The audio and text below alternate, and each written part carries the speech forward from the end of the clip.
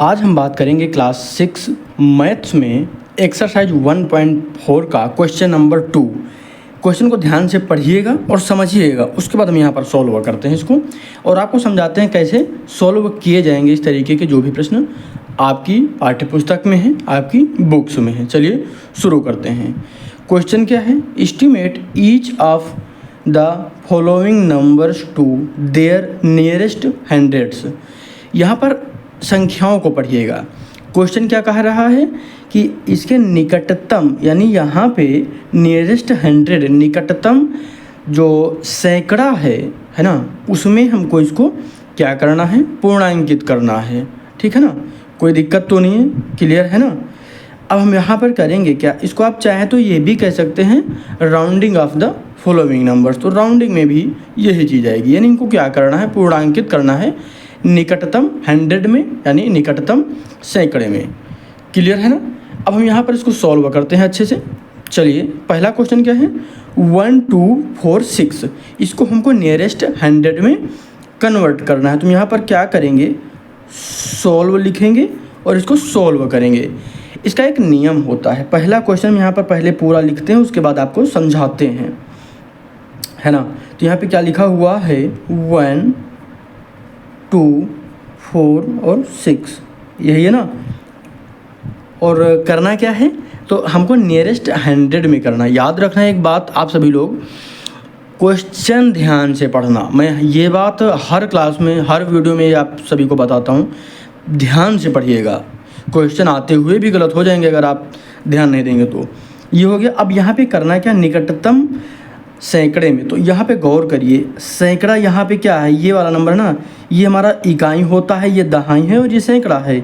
इसको इंग्लिश में क्या बोलेंगे? वंस या यूनिट। ये हो जाता है टेंस और ये हो जाता है 100, आगे थाउजेंड्स। ठीक है, उसके आगे 10,000, लाख वगैरह जो भी है। अब यहाँ पर गौर करिएगा, जो हम आपको समझाना चाहते हैं। तो यहाँ पे गौर करेंगे तो यहाँ 2 है ना। 2 के बाद वाला अंक देखा जाता है। 2 के बाद वाला अंक अगर आप देखेंगे तो यहाँ पर 4 है और नियम क्या है? 4 या 4 से छोटा, है ना। 4 या 4 से 4 से छोटा होने पर इसका नियम क्या होता है? इसको पेन थोड़ा सा चेंज कर देते हैं ताकि क्लियर रहे चीज़ें। छोटा होने पर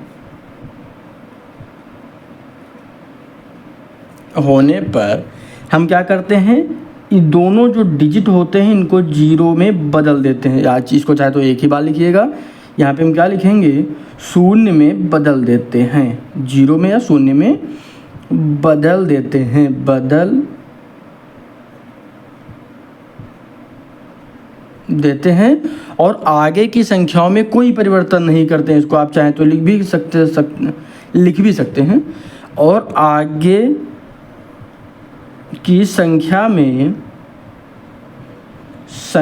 में कोई परिवर्तन नहीं करते हैं, कोई परिवर्तन नहीं करते हैं। क्लियर है ना, कोई डाउट तो नहीं यहाँ पे, इतना याद रखना।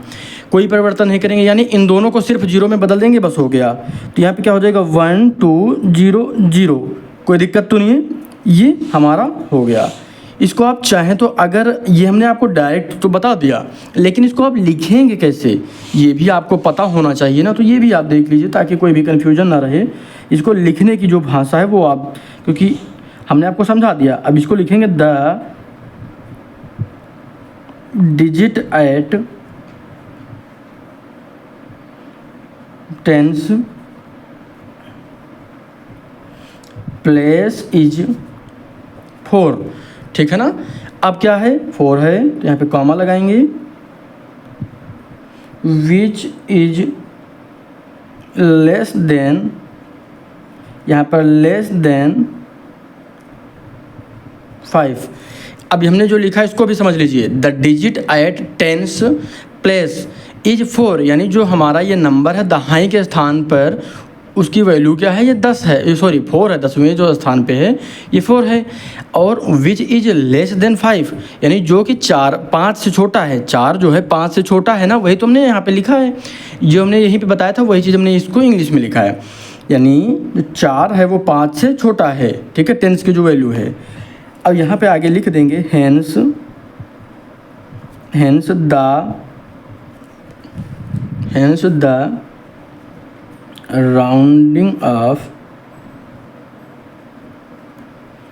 rounded off number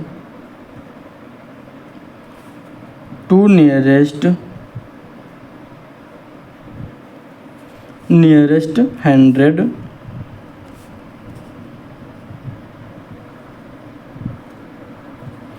hundreds is equal to कितना हो जाएगा, क्लियर, इतना आपको लिखना रहेगा। कोई डाउट तो नहीं है ना।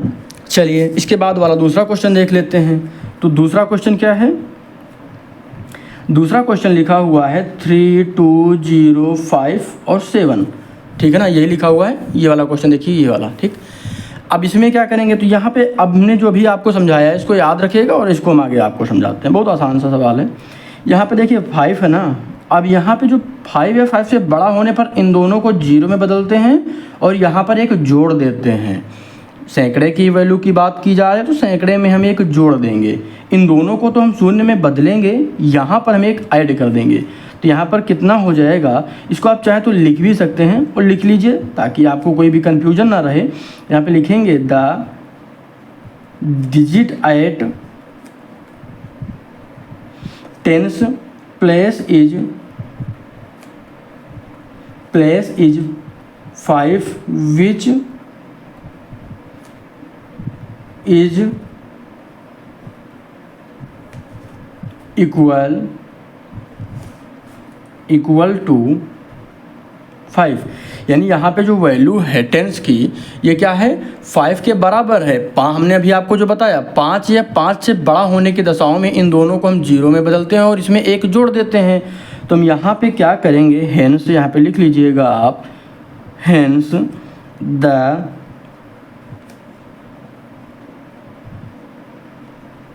Rounded off number two nearest, ये आर है, थोड़ा सा मैं बोलते हुए इसलिए चल रहा हूँ ताकि कोई भी कन्फ्यूजन आपको ना रहे। नियरेस्ट 100 हंड्रेड्स कितना हो जाएगा, यहाँ पर क्या करेंगे 3, 2, इन दोनों को 0 में बदलेंगे, यहाँ पर एक जोड़ेंगे तो यहाँ पर एक हो जाएगा, बाकी का दोनों 0 हो जाएगा, तो 1 0 0। क्लियर हो गया ना। तो ये 2 सवाल हमने आपको समझा दिए। अब क्या बचा, एक ये सवाल बचा है और एक ये बचा है। इनको मैं थोड़ा सा शॉर्ट में आपको बता रहा हूँ और बाकी इसको आप करेंगे पूरा अपने मन से। यहाँ पर गौर करिए 9 है और यहाँ पर क्या है 6 है, 5 से बड़ा है ना ये, तो 5 से बड़ा होने की दशा में हम क्या करेंगे, इसको और इसको दोनों को 0 में बदल देंगे, तो उनको दोनों को हम 0 में बदलेंगे। क्योंकि 5 से बड़ा है तो इसलिए इसमें एक जुड़ेगा, तो यहाँ पे हो जाएगा 0, 9 और 1 10, 10 का 0, 1 कैरी आया तो यहाँ पे हो जाएगा 4 और ये 5। कोई दिक्कत तो नहीं है।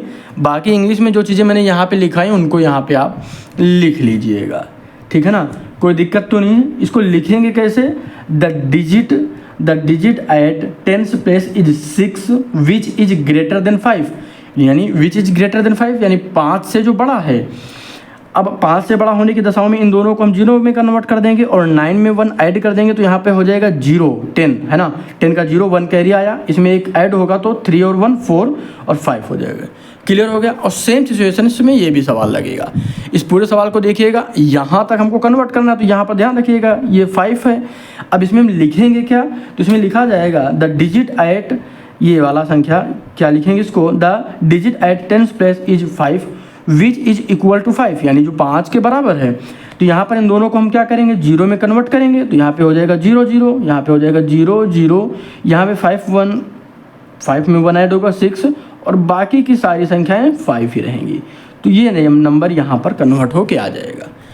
कोई दिक्कत तो नहीं है आपको। देखिए मैं इन दोनों को क्वेश्चन ही को शॉर्ट में आपको समझा दिया है, बाकी कोई दिक्कत नहीं है। अगर आपको फिर भी कोई डाउट लगे कमेंट कर जरूर कर दीजिएगा, हम इसको दोबारा समझा देंगे, उसके लिए आप बिल्कुल परेशान मत होइएगा, है ना। कमेंट जरूर करिएगा, कोई भी क्वेश्चन आपको समझ में नहीं आता तो कमेंट करिएगा, हम उसको ज़रूर समझाएंगे। धन्यवाद।